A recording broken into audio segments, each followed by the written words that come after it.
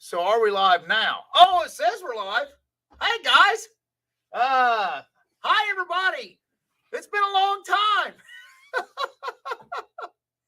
All right, here we go. All right, it says Grizzly Ridge Runner. So the 660 boy, you hanging on them old steels. Grizzly Ridge Runner, are we live, buddy? Can you see? What's going on here? Cup of coffee. Let me move my box there. It's kind of tacky. Hello, Curtis Price. Oh, Adam F. Hello, hi everybody. There we're kind of heavy 1-ton Hoskins logging. How's Hoskins log? Barry Hanson, Dirt Perfect. Okay, Dirt Perfect. I guess I figured it out. I'm just going to come on here and shoot the bull with everybody a minute. Nutsy made it. Sweet, Farmer Chris. Well, how the heck, everybody? Okay. Well, I don't really have an itinerary. I just got down here, just walked in. I thought I need to do something, say hi. Didn't know how to do it. My boy said to do a live stream and say hi to everybody and see what everybody thought of everything. So I just figured I'd come on here and see what jumps up. How's it going? I can't catch up. Michael Saylor says, how's it going? Glad to see you back. Thank you, buddy. Divine Derek Pickett. Hello from Northwest. Well, what's up, Logger Way? Josh says. I don't know. I've been off a long time. It's been a wild summer. Daggone wild summer. I had to step away a while for my nerves. I was wearing my nerves and outside my skin. I thought I was going to have to go on medicine or something. So I had to take a few things out of my life and then come back to y'all when I was right to be seen in public. Basically, I had to deal with some mess. Look, but I did miss you guys too, y'all. I've had support like I can't imagine. Didn't know it was nothing. I actually had to believe I could duck and go out and nobody even noticed. But people started texting and stuff, and Dirt Perfect got on me, and Lord Muck got on me and said, it's time to do something now. You ain't done nothing forever. Hey Wade, hang on. Here's the one. Eric says, hey Wade, I have 2 good tires and 2 not so good. Should I put new ones on front or rear axle of John Deere 640? That's a loaded question, Eric. That's a good question, buddy. Okay. And all this is my opinion. I know what they say about opinions and that. So, well, everybody's got an opinion. But my opinion is on a cable skidder, you put your good tires on the front and you put your not so good tires on the back. Now, the old loggers always told me back in the day when we done that, your front end, you want it grabbing and pulling and to keep you up on the good ground when you're fighting, to keep your nose uphill. You know what I mean? But when you're loaded and you pick your drag up, your back tires are going to have traction nevertheless because you're squatting them down with the weight, But your front tires is what you got to use to pull your front end up to the high ground. Anytime, all new skidder operators do this, they end up wrapped around a tree somewhere. But gravity, when you're hillside skidding and pulling up the hill, gravity is always going to want to take the front end downhill. And the way a skidder steers, it don't have a steer axle. It articulates in the frame. So you're always trying to scoot your frame over and use your front tires to kind of pull your nose up to where it wants to go. And to do that, you want to dig with your good tires, basically. So that hopefully that answers that. And good luck with it, Bubba. And I hope that works out for you. Everyone, let's see. Henry says, I just got to bed midnight. Oh, wow, in the UK. Well, good night, Henry. Sorry, buddy, for waking you up. Didn't mean to crash your sleep, buddy. I was worried sick. Glad to see you back. Thank you, Brian. Camp Blue Ridge, Colonels, glad to see you. Thank you, buddy. New subscriber. Grizzly Ridge Runner's a new subscriber. Thank you, Grizzly. Snowman. Hi, Snowman. It's been a while, buddy. Heck, I don't think I've met up with you, talked to you for 6-8, probably 8 to 10 months. Great to see you again, Justin Weaver. Craig Rings sick. Howdy, Wade, to seen you last week. I was at the marathon eating my lunch. And yes, Craig, thank you, buddy. Thanks for hollering at me on the CB, bub. That was pretty cool. It's been a while somebody hollered at me on the CB. Of course, I ain't been hitting the roads too hard, no Bracky. But Bracky's running good. Pretty happy to have my truck back. You done a good podcast there. Thank you, John. I appreciate it. I was nervous, wreck. I told Dirt Perfect and Lord Muck, I said, man, I've been off so long now. I said, I'm nervous getting back on there. And then I don't want to let nobody down, and And Dirt Perfect said, oh, hell. He said, you talk too daggone much anyways. He said, if we get you on there, get you started, we won't be able to shut you up. And he's pretty much, Dirt Perfect knows me pretty well. And he's got a lot of leadership. I can't got nothing nice but nice to say about old Dirt Perfect. Thank you, buddy. Glad to see you back. Thank you, Colton Cox. Welcome back. Thank you. Missed you, Paul Bunyan. Yeah, Rick, I'm sorry. Rick Scott, I didn't get to Paul Bunyan this year. We was busy, covered up, burning a candle at both ends, and I was like, man, and I hated that I missed Uncle Buckin. Uncle Buckin was there at Bunyan too this year. And Eastern Loggers said they had a great booth. Everything went good for them. And just hated to miss out on everybody. So I apologize for not making it to Bunyan this year. Buckin says hi. Tell Buckin up, Brian. Hey, buddy. Hello from Michigan. Is that gone? Somebody put money on there. The Gaming Ham.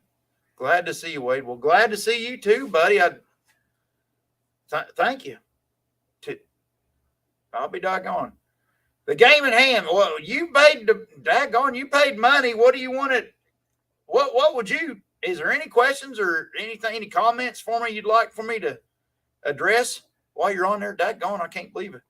I forgot all about the daggone. What did they call that when you put money on a live stream? I forgot all about that mess. Nice to see you on YouTube again. Muck and DP did you a favor. Oh, I know CD Staples. I owed him too, big time. Daggone. Benjamin Blois sent over by Uncle Buck and Billy Ray. Well, thanks for the Canadian $5 there, buddy. Appreciate it. What's the weather up there like? Oh man, I remember being on here in the past. The Canadians, they'd always be like, "Man, it's at daggone 200 below zero, and we're out here swimming." 526 in the house. Thumbs up. Some guys saw shop. Hey, Buck and Billy Ray, how you doing? Uncle Buckin's on here. Hey, Uncle Buckin, I love you, buddy. Sorry, I didn't know what to do. I didn't really have a subject for the live stream, Uncle Buckin, but I thought, man, I better come on here and say hi to everybody. It's been 6 months. Uncle Buckin, it's been 6 months since I did a video. Man, it's time to get back into it. And then people actually did say, hey, we need you to come on back and do one. And thanks, Marcy, for the congratulations. Saw Surgeon, guys, there's a lot of chainsaw guys on here, and I'm here to tell you, I suck with a chainsaw. With trying to, I've tried the big bore kit, kept screwing it up. My bearings and my bottom end kept going out. And then the chunk of them would get in my rings and screw it up. I got so frustrated because I got to run a saw. I can't sit there and play with the daggone thing. So I finally went out, broke down, spent $1,400 and bought a 592. I wanted one since I come out. Finally bought one from oh god, daggone mental block. And I'm sorry, daggone it, but bought one anyways. Long story short, love it. Smooth power, light, balanced. Smooth, I said smooth, and very powerful. The daggone thing out of the box is pretty damn stout. Excuse the French. So I told,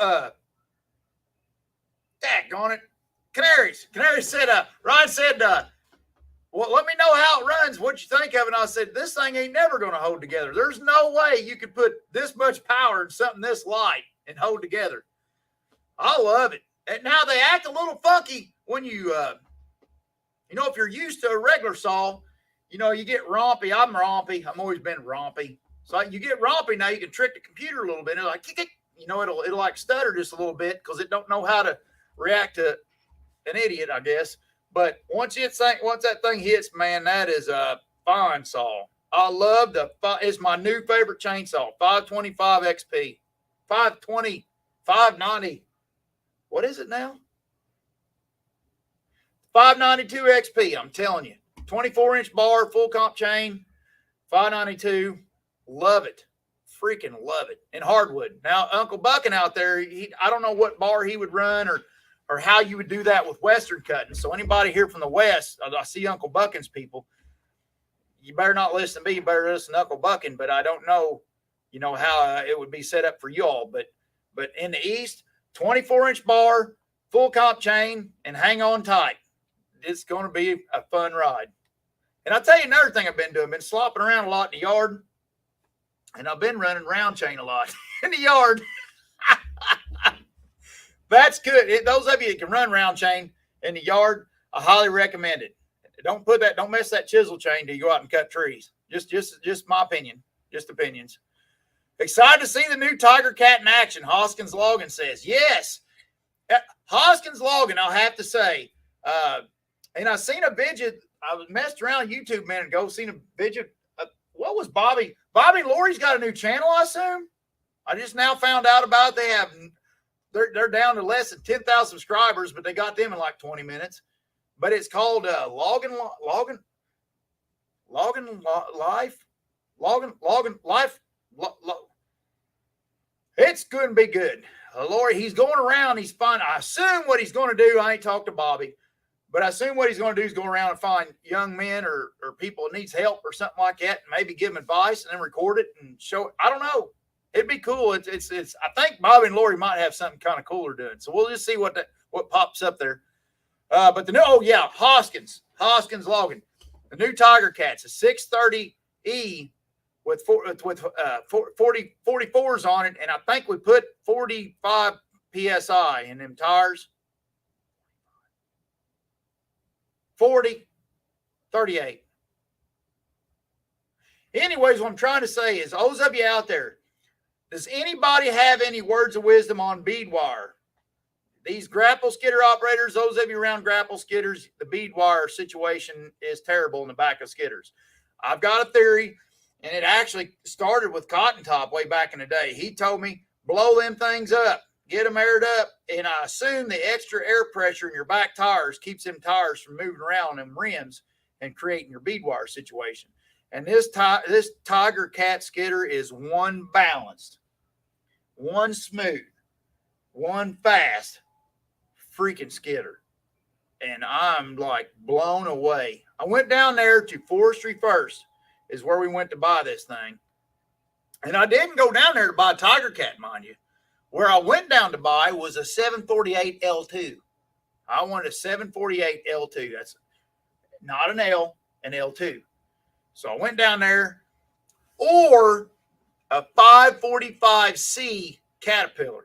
That's what I want. I want to look for a 545C, 748 L2, or maybe a Tiger Cat. I had in the back of my mind, maybe a Tiger Cat, but I was going to look at an L2 and a 545 Cat. We got there, the Cat to Forestry First. The Cat had a little injector issue. I thought, all right, we'll look around a little bit. We'll look around, and they have the stuff. Forestry First is a fantastic place. And B&H Logging. Went to B&H. I'll get back to Forestry First. Went to B&H, and B&H, that dude down there, I don't know if anybody can, what was his name? Daggone it. I'm sorry. I forgot his name. Daggone it. And what a bunch of, would they be in my phone? That bunch, out of respect, ought to be and Hunter down there at B&H Logging. If anybody on here knows Hunter at B&H Logging, tell him Logger Wade said thanks, and Logger Wade said, bragged on him, because that dude, I'm going to tell you right now, I was very impressed with his intelligence. He's bringing in, what he's doing is he's getting big on the H skidders. Now, the H skidders, especially the ones where they brought the fan out and really made the air dam around the motor and really kept that heat. See, we got the early H, and the early H brought the air in and down and heated everything up, and you can feel it in the floorboard. So your early H skidders, those of you out there, it's running like a 2008 to maybe 2000. I don't know when they stopped making the early, maybe 2010, somebody that knows, add in the conversation. But then later H's with the longer snout and the extra fins up front for the air, them's going to be your better skidders. I think. I'm convinced of it, opinion-wise. But Hunter had them all laid out, man. He'd been out. He buys them cheap enough at these auctions because he's got the connections, brings them into his shops, got some good dudes in that shop, and they go through it, get it vamped up, clean it up, and put it on short tires. Man, I thought that was a good idea. And Hunter, I'm sorry to give out your secrets, buddy, but they put them on short tires, brings the skidder height down, rolls them in the shop where they can work through it, run new hoses. I've seen them running new hoses in through the, John Deere. The H's are better. Don't get me wrong. If you're running a G3 and you're concerned about the H's are better. Go ahead and upgrade to the H. But if you can, upgrade to the new H. And one cool thing I learned from Hunter was an 848H is a torque converter machine, where your 748H is a direct drive machine. But both skidders has this ginormous blade on the front of it, and they're using it to cheat, to get their nose heavy, get that nose down. That's always been John Deere's weakness, is get that nose down, before the L's, But back in our day, it's always getting the nose down. Your nose always wants to ramp up, throws all the squat to the back tires, and next thing you know, you got a skidder that sinks. It's like an anchor pulling around everywhere. But they got on a 748H and an 848H, they got 1.25 inches thick moldboard on the front of that blade. And you talking about bringing that front end down. Whew. Even this 630 Tiger Cat that I went and farted around on, when we looked at it, I don't even know if it had a blade that heavy. I just thought it was a great idea. Great, because there is no farther counterweight you can get on a skidder than the moldboard on the blade itself. That's putting the weight all the way out there where that sucker needs to be. It puts it all the way out there. So I was impressed. Anyways, Hunter taught me a bunch of stuff, and he's actually he actually logs on the side. So when Hunter's talking to you at B&H Equipment, he's talking from experience. He's not talking like one of these old boys that sit there and watch them on a daggone, whatever. Not trying to take away from anybody. Don't log, I'm not trying to do. But when you're buying a machine and you're buying it for logging, it'd be nice to talk to a logger. And that's what Hunter was. And I think it'd have been a great man to deal with. But I never struck a deal with him because it was just daggone. I wanted to get to the L2s. I wanted to make that jump when we committed. I wanted to make that jump. So that is accomplished for a while. I wanted to be able to get by with 2 skidder men instead of 3. We had trouble getting, since Corona, some people's moved on. We've had some key people move on from our company on to better jobs, on to better paying jobs from Corona and stuff like that. And more power to them. But I still got to get the wood moved. That's my job. Or that's our job. I shouldn't say it like some arrogant person, but that's our job, is to get it moved. And to do that, I'm thinking a bigger skidder. Derek's on a Brutus now. Derek's awesome at Brutus. And what he does is set the trees out, and we get them to a centralized spot. So Brutus is on the stump, moving things to where it needs to be. And them skidders, we're already on the skid trail. Hell, let's back a big one in and grab a wad and take her in. You know what I mean? So, but we anyways, then I went down to Forestry First, because that's where they had the 545C Caterpillar, which was supposed to be the big dog of the woods back in the day. You know what I mean? And I'm cheap, so I'm thinking back in the day, yeah, 545 Cat. So we get there, start looking through some things. And of course, I've heard plenty of not so good stories about the new cats, the D models, and then Weiler took over, and then yada, yada, yada. And I'm sure Weiler's doing great, but I just assume not be the guinea pig. You know what I mean? I got enough problems in life, and I've created enough for myself. So I kind of skipped over the D model cat, although they look good. I like that cross flow and fan air system. I like that. Bring the heat through, keep the heat, blow her out the other side, and keep her away from your skidder. I like that. Also, the fan don't take up much weight. So put her back close to the cab so you take the weight, which is the engine, and throw that thing out in the nose. Give her a little bit more buoyancy.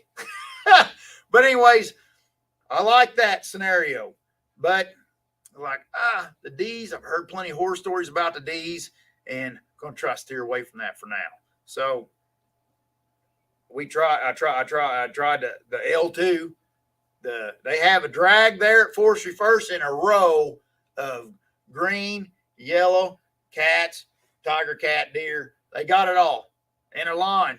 Fired up, take it for a spin, and they got a drag out back. You hook to that thing, and it's a concrete chunks cabled to a skidder tire where you grab the tire with your tongs, and you can't pull that. There's no way you can pick up or down, pull in and out, whatever you can to cheat to make the skidder drag the drag easier. You're just going to have to drag it. So with that being said, you talk about a good indication to what you're actually getting yourself into, man. That was fan-frickin-tastic. And here I got all huffed up, and got my L2, and it's tall, boy. And the mechanics on it looked great. I loved it. It was deleted like that. I don't know if I should talk about that stuff. I don't know if I should share that information, but I was not after a skidder with theft. I'm not into that. I've got my own problem. Like I said, I got enough problems, and I'm not trying to ruin the environment, trying not to hurt anything, and everything, but I don't want to mess with death. Busy. Got too much to do and not enough time to get her done. So hook her up, start up good, felt like home. Great, comfortable skidder. Pulled that arch up. Boy, she was strong. You feel all that. That all felt good. And I was like, man, I think this is going to be the ticket. I grabbed his drag at Forestry First down there. Grabbed Garrett, sorry, buddy. Or Jarrett. Maybe it's Jarrett. Maybe it's supposed to be Jarrett. I think it's Jarrett. But Jarrett down there, and he done a fantastic. Call down to Forestry First and ask for Jarrett. Tell him Logger Wade sent you. But anyways, we got hooked up, started dragging that thing around, and that John Deere, you got a screen you pulled up on that L model, smooth. That CVT transmission or whatever you call it. What does John Deere call IVT? The IVT transmission, smooth. Put on that drag and start around that thing 5.4 miles per hour is what I could get their drag up to. I was like, man, that is nice. I like that, Parked that thing, went and got that tiger cat, and my God, 6.5 mile an hour. I already had 44s on it. I was like, man, that 748 L2. 5.4 mile an hour, 630E, 6.5 mile an hour. I was like, boy, it whooped my green one. I'm sitting there thinking, man, this thing whooped a green one. Well, what's a price tag? Because cheap is my favorite color, Oh, it was cheap too. So, well, it can't be deleted. Oh, it's deleted. I was like, man, where's the paperwork at? So Jarrett got me took care of, sent it up here, called and stuff, and made sure everything was kosher. I mean, he treated it like it was his little baby. Sent it up here, made sure I was off and go, and took care. I couldn't have been more proud of Forestry First, I have to say. They done a really good job. But between B&H and Forestry First, I think I got lucky and knocked out all the mediocres, I feel like. And that might be arrogant on my part, and I apologize if it does sound that way, but I really think I was really well took care of. And the new din, we got it from Carter Cat. It wasn't Carter Cat didn't sell it. They some individual sold it, and I think he was a good dude, but he's one of these guys I wouldn't trust him with my $5 bill. One of them guys, it's like snake charmer. He just seemed like a snake charmer, the guy that owned it. But he might have not been. My feelers might have been wrong. Who knows? I don't know what I'm doing. But bought it down there. Bought that din down there at daggone, where would we buy that thing? Washington, D.C. Hell, we got it at Washington, D.C. It's right outside of Washington, D.C. in Summerduck, Virginia, is where we found that thing at. And it was consigned, not consigned. What do you call it? when you don't sell it, but a company sells it for you. Is that consignment? That is consignment, ain't it? Somebody help me here. But anyways, Carter Cat took care of that. Very professional. And I forgot who the dude from Carter Cat was. I apologize. Maybe I can pull that up. Sorry. Give me just a minute and I'll pull it up so y'all know, because he deserves his pat on the back there. And now I forgot how to spell Carter Cat. No results found. Come on, Wade. Sorry, guys. I apologize. I don't have him saved right in my phone. But anyways, good dude down there at Carter Cat. Sorry, Virginia Carter Cat. Sorry. But anyways, they treat us good too. So we turned out good on both machines. Brought that den online, and everything's up and going. Log bind program going, tie program going, got graders going, sawmills going good. It's just, it's been wild. Let's get back to comments here. And I was at 640 comments here. Some guy saw shop. I was just talking to RSD Outdoors about you, Wade. Thank you, buddy. Watching the Browns lose. Yay, Buckets in the house. Facebook. Bobby Schmale. My name is Bobby. I would like to meet you sometime and work with you cutting. Bobby, I don't cut much anymore. I still cut, but not much anymore. I get in and out. I just got back from a stint in the woods where I was in the woods for probably a month running din and rubber cutter. But they've moved since then. They've moved to the Crane Naval Base, and they don't need me right now. And I need to be in the mill buying logs, doing ties, and grading lumber and helping saw and stuff. So, but I don't know when I'll be back. Hey, Splatterize. Hi, Splatterize. So glad it's again to miss you. Thank you, buddy. All of you thank you, guys. I've been missing everybody too. Some subbing now. Thank you, Brian. It's nice to find you. Thank you, buddy. Thank you, Brian. Appreciate it. Hello, Wade. Glad to see you back. Can't wait to see your videos on Blackie. Oh, man, let's talk about Blackie a minute. Man, Dan done a fantastic job on Blackie. Now, Blackie is the thing I like about Blackie, it's a good platform.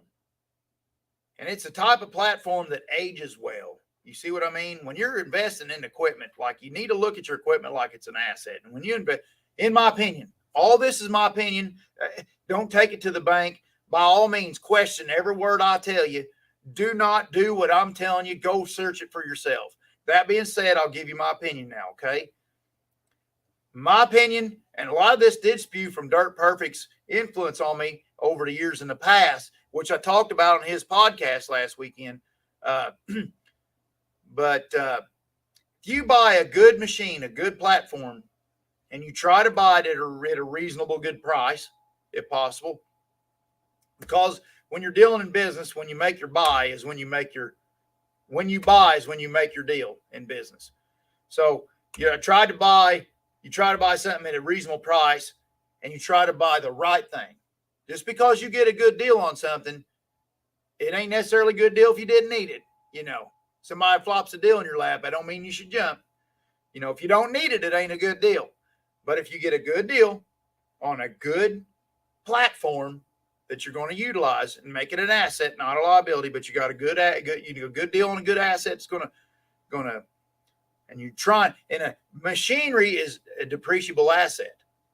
So you do everything you can to try to keep that asset from losing value while it is creating cash flow. You see what I mean? So with that being said, to me, Blackie is the example of that. Blackie is a 1990. We bought it barely used off somebody that knocked the new price off. Well, not barely used. It had like 500 miles on it then, or 400. So we bought Blackie after it's had the new war off of it. Put it into commission. We bought it in 95, maybe 4 or 5, somewhere in there. 6, maybe. I don't know. Right into my boys call it the late 1900s. So in the late 1900s, we bought it right after the dinosaurs died. We bought this thing, and we started running it, and then the motor went out. Well, let's put a 3406B in it. It had a little hamster motor in it. So we put a 3406B in it. Well, then transmission went out. Well, let's put a 13 speed in it. So we put a nice 13, RTLO 613. I'm not sure all the numbers, but it's an RTLO 6, an RTLO 13. Who put $20? What the heck? Outdoors with the Morgans? Man, Mike, thank you. You didn't have to do that. I forgot. It's been 6 months since I've been on here, Mike. Thank you. But it's been 6 months since I've been on here. And since I did any YouTube, been 6 months. Been a wild ride this summer, I'll tell you. But thank you so much. Thank you, guys. Where was I at now? But anyways, Blackie's the example of that. And it's a platform. I take care of the frame on Blackie. All the other stuff bolts on. But Blackie has been a truck that's reinvented itself multiple times since we've owned it. And it now is spec'd out to be what I consider the perfect truck ever was. 3406 cat, turned up, got the C15 turbo on it that's modified to where it pops out 30 PSI pretty easy. It's got modified hood, modified cab, external breathers, custom exhaust. You see that? Custom interior, 13-speed transmission, and 52,000-pound fully locking rears. You lock them in, Blackie goes straight. But I intend to work many years until the government tells me I can't drive it no more. I intend to work with Blackie for many years. And the fact that Dan touched it with his, Big Dan touched it with his abilities, and that, to me, that just makes it worth even that much more. So anyways, that's the deal with Blackie. And I'll finally get a video up here showcasing Blackie. The next video I think is coming on Wednesday. Those of you that's on here Wednesday will be my video. It's not the best in the world because I'm a little rusty trying to get the rust off, but it's talking about the burnt end. That's good. Come back to see YouTube and watch your buddy. Thank you. Thank the Lord, we miss you, buddy. Thank you. Snowman66 says, got to take care of business. Thank you, Snowman. Shane McCarr, I'm glad to see you back. I put chains on front of my, what's QUU, Guido? Miss, what's your stuff? Have you come back? Thank you, Regular Joker. Saul Surgeon, family first, Wade, we get it. Thank you. And Saul Surgeon, I'm really focused on being a good daddy. That's the first thing. That's my biggest job in the world, to be a good dad. And then a good husband, and then a good logger, and then a good coworker, you know. Eastern Shore of Maryland misses you. Steve Layman, Steve Layman, Eastern Shore, Maryland. Man, oh, that brings back memories. Oh, my gosh. I miss you guys, too, out in the Eastern Shore. Oh, daggone. That was, daggone. I can't think. Brian. How many years is, Brian's been gone a few years now. Bless him. Bless his heart. That was a hell of a dude right there. Where they been? Hellbilly Hellraiser. Well, I've had my head down in the sand just working, just grinding away. We've been grinding at her. Pat Kelly. Thank you, Pat Kelly, for dropping them a few dimes on here, buddy. $10. 10 euros. Thank you for the 10 euros, Pat Kelly. Great to see you back, Wade. Just going to bed over here. We'll watch during the week. Take care. Thank you, Pat. And sleep tight, buddy, and have a good one. Hello from Nova Scotia, Canada. It's not my first time reading. I just have trouble. I'm like that one old boy. What's he say? He had dyslexia or something. Gerald Gillis. Thank you, buddy. Billy Ray told us you were here tonight. Thank you, Nate Olmstead. I'm a new. Here's one. Chalks 2001. I'm a new subscriber. I can see this channel going leaps and bounds. Oh, it's thank you, buddy. I don't know about no leaps and bounds, but we're going to do the best we can, buddy. We'll try to take care of everybody here. Justin, hey, Saucer. Okay, got it. Bye. Thanks, Pat. Or somebody's talking amongst yourselves there. Wait, is Blackie good as you expect? Yes, Michael Mason. Heck yes, buddy. Blackie is doing fantastic. It is every bit. It feels like home. When you spend most of your life in one truck, you pretty much just, it feels like home, and the rest of them feels weird. I know the feeling this year's been burning the candle at both ends and in the middle. It's been a crazy year. Dirt, grain, and steel. Thank you. Yeah, buddy. It's been, I'm telling you, inflation's kicked the pants off of things. And everybody says, we're not in a recession or not, all that stuff. We're not going to be in a recession, not that stuff. And then you feel like in the real world, it feels different. I don't know. And I wouldn't second guess economists. I'm not, here to do that or claim that I know something better than them, but something don't feel right. From East Tennessee, keep it fun, Logger Wade. Thanks for the content. Thank you, Rusty Melton. Craig Ranzik, I'm out your way all the time in a semi. I wouldn't just stop in at the mill unannounced, but I would love to stop and say howdy. Craig, I'll tell you what, buddy, if you're in, swing in there. I was going to holler at you the other day, come on down, but I thought you probably had somewhere to be. But no, if I ain't got much time, I'll be quick or whatever, but I'd love to shake your hand, buddy. That's just fine. Swing on in there. I'll do what I can. Good to see you back here, Wade. You've been missed all the way from New Zealand. Southern Shrek from New Zealand, all the way from Incargill, New Zealand. I always wondered what the logging was like in New Zealand. I always thought that'd be a neat place to visit someday. Every picture you ever see in New Zealand, the freaking place looks beautiful. Chan pink waving. Hand pink waving. Weather sucks. It's freezing rain in Eastern Ontario. Back home, you and your family are well. Yes. Clayton Cobble. Hey, Wade, hope all's well. Yes, sir. Everything's well. 32 degrees in Canada. My gosh. It's already 32. Glad to see you back, Tater. Miss you, pal. Thank you, Christopher McCormick. How you doing, buddy? That's been a day or two. How the heck are you doing, Bubba? Are you staying safe? Be honest. That guy's a wild guy right there. Thank you, Uncle Buckin, for being glad that I'm back, buddy. Thank you. Uncle Buckin, man, he is a stand-up dude. He's been one of the best dudes I've ever met. I've not got to meet him yet, but he's one of the best dudes I ever knew off YouTube, I have to say. It's good to see you, Tatham. Thank you, Sean Tatham. Thank you, buddy. Gamey hand. Wait, just see you back on YouTube. Great mental health, but yeah. Game and ham, yeah, I had, man, I'm telling you, when you go at it like crazy for a long, extensive period of time, and you're grinding away, they say failure, you got to learn to formulate failure in your brain to where you got to tell yourself things, what the heck? When you do little things that are little failures in business, it feels very constricting. Your chest, you always got something upset in your stomach, when you feel, like the world's closing in on you.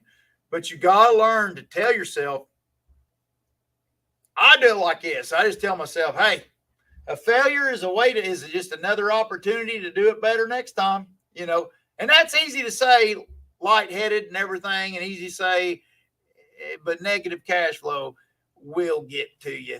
And you can say all that stuff all you want until you're busted, And so saying it one thing and doing it's another, but you do have to do it. They are right. I've read a bunch of stuff. I've been reading a bunch since I turned 40. I'm 44 now. So for the past 4 years, going on 5 years, I've been reading quite a bit. Well, you just see back on YouTube, and that's helped. Getting known, how do you say that? Getting in the know wholesomely is important. And it's been very important to me, how the heck does things work? How does this world work? I wanted to figure that out. When I turned 45, about going on 5 years ago, I said right now, I want to figure it out. Now I've read, I don't know how many 100 books at this point, you know. And that's another thing. My reading and stuff to me is very, and I don't read fiction. I only read fact. You know, them's the only books that really get me going. You know, I can listen to a book that's based on a true story if it's good, but I want to know like how things work. I want to know how society works. I want to know how the world works. I want to know all about history. Want to know about the monetary system. I want to know about tax codes. I want to know about working with people. I want to know about the brain. How the hell does the brain work? You know, with your limbic system and your cortex and all that stuff, and why people react emotionally the way they do. I look at the world through a schematic. That's how I've always told everybody. That's how my brain works, is through a schematic. And I want to get a roadmap of how things really are. And once you start reading a few things, man, you start figuring out, you know, oh, that old boy's upset. But why are you upset? Well, what's bothering you? Well, this, that, and the other. Well, where's it come from? You know, hell, this, that, and the other. You know, well, are you excited because of X, Y, Z? You know, and that person, do you feel like he's doing that to you? Do you feel like you're going, you know, all these things, and you can line it up and get it. Man, it's great. It's great to know the stuff.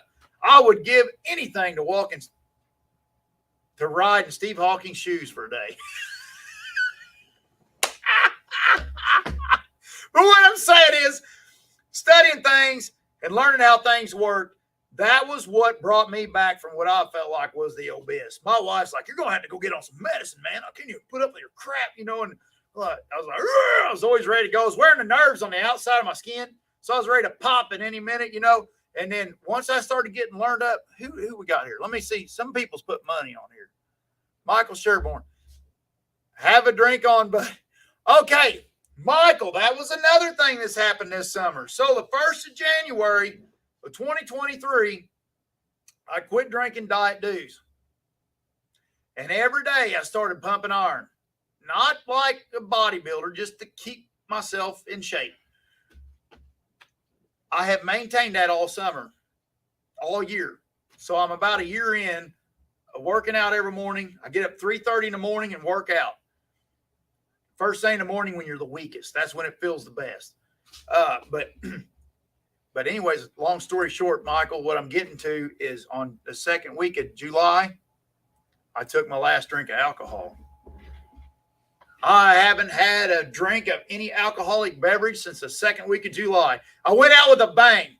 My cousin got married in California and to another gal. She's a lesbian and she married another gal. She said, well, come on out, which I thought, you know what? This is so much different than what Lager Wade's ever been exposed to. By God, I'm on my way. So we went, and one of the last nights I spent drinking, I spent drunker than a daggone skunk walking the streets of daggone Malibu, California. Now that's going out with a bang. You know what I mean? But it was cool. But as a chapter in life, we shut the book on and moved on. And now I'm into personal growth. That's what I'm about. Okay. Somebody put $10 bill on here. I want to get to them. Water Chicken Woodworks by Dan Brown. Dropped a $10 bill. First of all, number one, thank you very much for the little boost there. It's going to help the house payment. Glad to see, buddy. Glad you and the family are good. Just wasn't the same old Derby crew without you. Man, thank you. Thanks a bunch.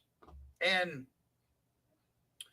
I didn't really realize, I felt like a horse's butt. I didn't really realize I was just leaving everybody hanging like that. And I mean, I'm not trying to build some kind of pity party here. I don't feel a bit of pity at all. Even when it was the worst of the worst, I was like, you know, I'll get this. You know what I mean? I didn't want to sit there and feel sorry for myself and feel like life's happening to me. I've got this stuff by the bag. You know what I mean? I got her by the throat. You know what I mean? I didn't feel like it was happening to me, but it was so much. I was turned into an animal. And I was like, and I honestly thought, guys, well, I'll shut this off. Close the door on that old boy. Ain't nobody going to ever notice. Hell, everybody's around, you know. And then people started getting, oh, where'd you go? What'd you do? What you quitting on us for? Well, you quitter? I was like, oh, you know, but I couldn't have been the person that you all deserve for me to be if I'm hogging up your time. You know, if you're watching this, it's taking your time. If you're hogging up your time, I can't be the wrong person and do that, you know. And although I don't believe in YouTubing to where you're being a clickbait whore or whatever. I don't believe in any of that crap. And I was starting to turn into that. And I was like, this YouTube is making me feel yucky as all get out. You know what I mean? So if I'm going to do YouTube, I'm going to do it like a real person. When I do YouTube, I want it to be me. I want it to be me acting like me. I don't want it to be me trying to act like whoever it's got to be to get you all to click on whatever you call it. I don't need that crap. You know what I mean? And none of you all need it too. Anybody out there that's YouTubing, if they get you by the balls, for lack of better terminology, I'm sorry if any ladies or children are on here, but when they grab a hold of your cojones and they've got you jumping like a daggone monkey to do all the things that makes you not you in character, to feed that hungry, pathetic algorithm they got, shut the book on it. I shut the book on it for 6 months. I started this, Dirt Perfect asked me. I started this thing in 2011. The end of 2011 is when I made my first video. Nothing special. Probably didn't talk for 3 videos or 4 or 5. But I never stopped, took a break the whole time from 2011 all the way to 2023. But at the point I got to 2023 with some of the people I've worked with, and people are going to be people. People does what people does. You can't sit there and get upset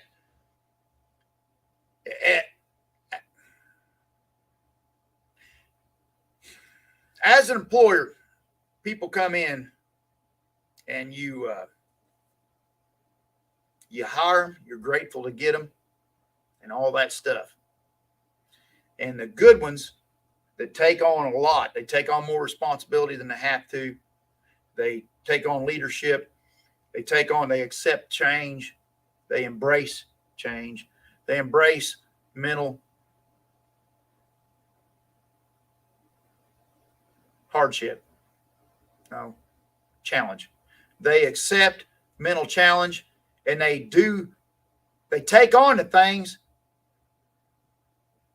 The flip side of that is then you get too dependent on them. And you shouldn't do that because people are people. They have their own motives and they have their own mechanisms and they have their own things that they need to accomplish in life. And it wasn't through laziness that I relied on some key people.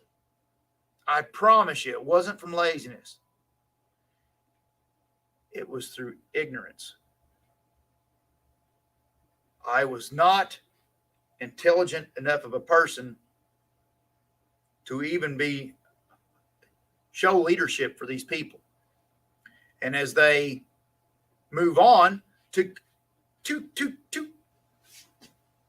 build on their careers, which is what they should do. That's what they're there to do. If you outgrow a company, thing do is move on. That's your time to move on. Well, when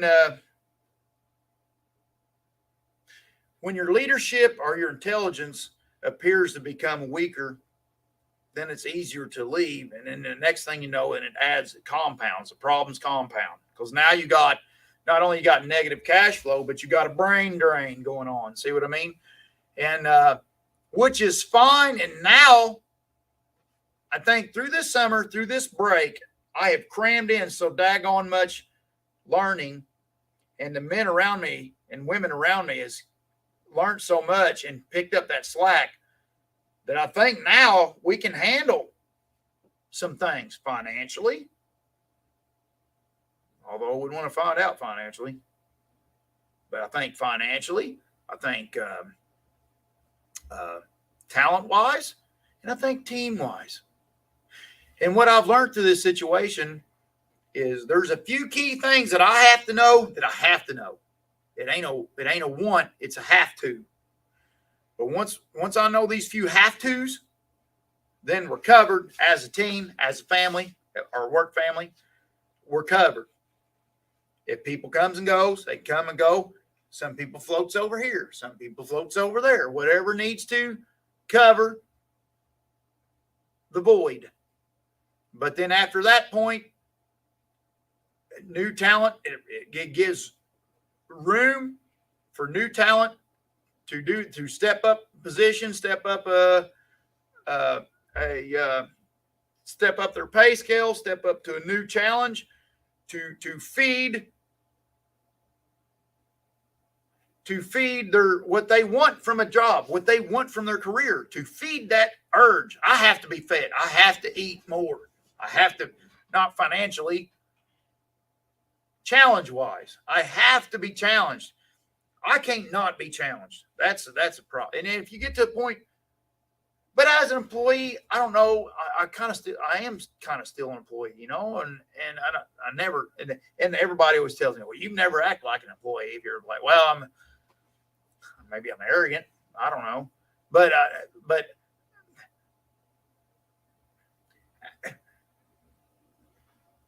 if you got a leader of a company that becomes a wheel chalk, the company's doomed. And I feel that I was almost there, but we brought some people in, got me educated. I went to my coworkers and they educated me. And now I feel like, all right, here we are. Now we got a team around us, the best team I've ever worked with in my career. We got a team around us. I can walk up and say, hey, here's the problems I'm having. I think I got this figured out, but it's not a think. It ain't an I know. I think I got this figured out. I think I got this figured out. But 3 of these other things I don't have figured out. Do you know the answer to any other 3 things? And the 2 things I'm convinced I have figured out, do I really have that figured out, or do you all think I'm crazy? That has opened up a narrative for our company like you can't imagine. This tie thing, you talking about being a whole different animal. It's a whole different animal. Those of you who knows anything about sawmilling, grade lumber is one thing. It's on the outside of the tree, down at the bottom of the tree. Your outside meat and your clean meat, that's your lumber meat. That's your grade lumber meat. As you get towards the core of the tree, your low grade, that's where your dimension stock comes into play. Your cross ties, your cants, and things of that nature. To take a grade mill like we are and all of a sudden turn to where we ain't turned. We're not a tie mill. We're still a grade mill. But to then try to be able to contain both mentalities, it is very hard for a sawmill. And going through it, man, all of us there at the back at the mill are trying to tackle that too. And that where the teamwork comes in, that is amazing. It's just amazing that the chemistry amongst everybody can carry that. It's amazing to have, a company, I look at it as a cocktail of personalities. You got some personalities that bring spice to the cocktail. You got some personalities that bring some base to the cocktail. You got personalities that brings the sweet, brings the sour, brings the new flavor, all this stuff. And together, you're building a cocktail that's going to taste great. Now, if your cocktail gets too bitter, now you got that. And you get too sour, get too carbonated, whatever. You know what I mean? You know what I'm trying to say. You all smarter than I am probably on that type of stuff. But what I'm trying to say is once you get that cocktail right, I'm learning that's my job. To make sure everybody's content, make sure everybody's engaged, challenged, and make daggone sure they're trying to solve something. And if we're all trying to solve something, man, it's like it builds a fire in us. And but too much, is not good. And I was dealing with that earlier this summer, and I let you all down. I apologize for that. I think it's getting about time to start winding her down. Let me run through some comments real quick. Been a beautiful fall here. Northern Alberta, Canada, still above freezing most days and snow yet. Awesome, Shapeshifter. Regular Joker, welcome back. See you back on YouTube. Thank you, Andy Christopher. Good evening, Largo. Good evening, buddy. Eric Luchtenberg. John Deere 640 grapple. The grapple turner spins too fast. What are your thoughts?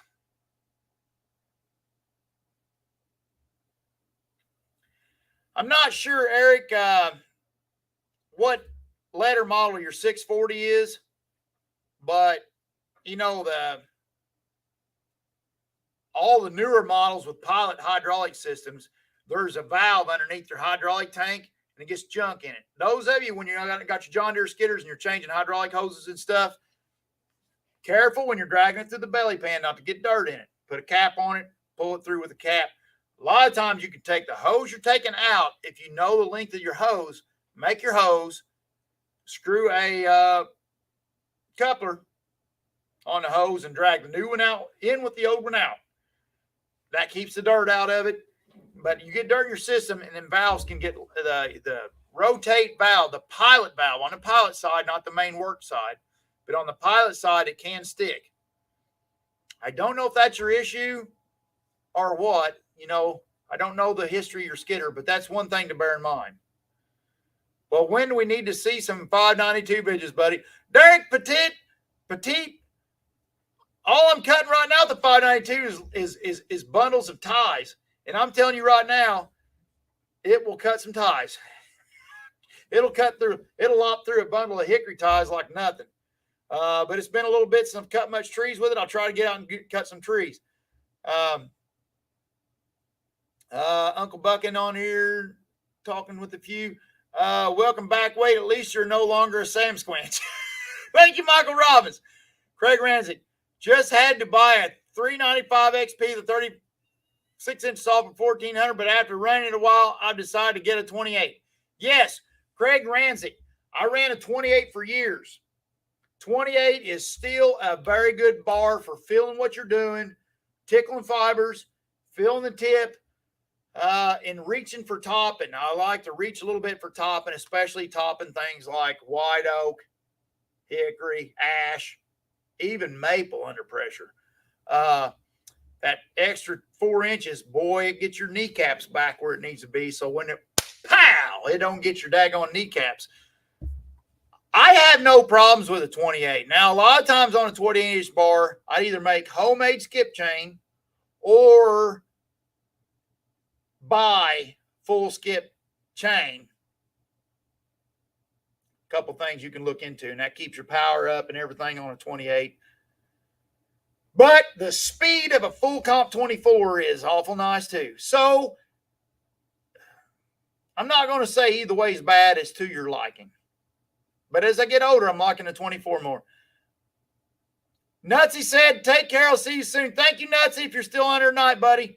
Love you, Wade. Please don't give up no matter how hard life gets. Thank you, Chris. I'll try not to, but I won't. I'll never give up. And I'll see to it you all never let me give up, okay? Good morning. See you back on. Congratulations. Make changes. Keep your head above water. Good to see you adjust, growing with the economy. Stay healthy as a business. Thank you, Paul. Appreciate it, buddy. I don't log, but I love my MS 500i. Ordered it as soon as they release it. Yes, Kenny, the 500i is a very smooth saw. I was really impressed with the 500i. What happened? Hi, Digger Dave. Hello from Western North Carolina. Glad to see you back. How's Xi Jinping Pudding doing? I'm still rocking the 288 XP here. All right, Mark Rathburn. I had a little trouble with Xi Jinping Pudding. Of course, it was a $300 saw put together. Some of the parts got chintzy on me, and it kept messing up. I kept pulling the air boot off of the daggone motor. Something's wrong with the mounts on Xi Jinping Pudding.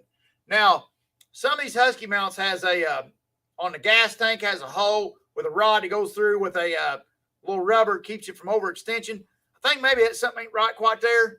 And anyways, long story short, Xi Jinping pudding would run great and then leave me hanging right in the middle of production. It finally got me aggravated to a point where I replaced it. Now, we got it.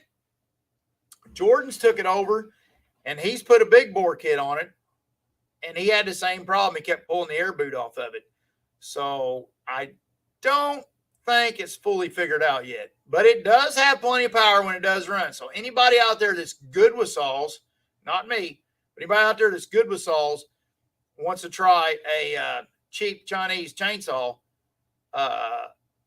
they do work. You can get them going. And if you're scraping the bottom of the barrel and you need to get a saw together, it will work. It will work. I promise you, it will work. But I got in a hurry on a few things, and I think I have something wrong, or the mounting springs is too weak. And when you give it a little yank, you can pull the air boot off the engine, from the engine to carburetor. And I had trouble with the pulse line too. I think Jordan had the pulse line mess up on him the other day. So there is problems with Xi Jinping pudding. It was a cheap saw. Shouldn't expected much. Probably a waste of money for me. But it will work. So if you're out there and you want to put one together, cheap budget, it can work. That was the main thing I was wanting to do, is kick the can down the road for a year, and I pretty much almost got that done. But thanks, everybody. Everybody have a wonderful night. Thank you for watching all this, and don't forget to smile. And let me know. Holler back. Tell me what you need from me. Thanks, everybody. Have a great week. See you Wednesday morning. Vintage coming out Wednesday morning. Come check it out. Have a great one. Later on.